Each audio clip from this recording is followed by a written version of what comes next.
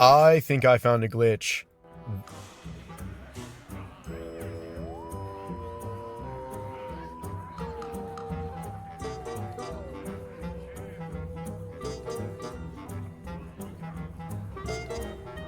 Uh-oh.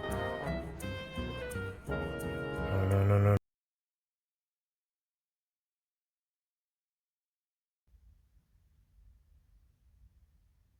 I had a Murloc Tidecaller turn into Dragonqueen Alexstraza, and the card still looked like the Murloc Tidehunter after playing Wave of Nostalgia to transform my minions, and now the game won't reload. So it like permanently crashed my game while I was in the middle of an arena run,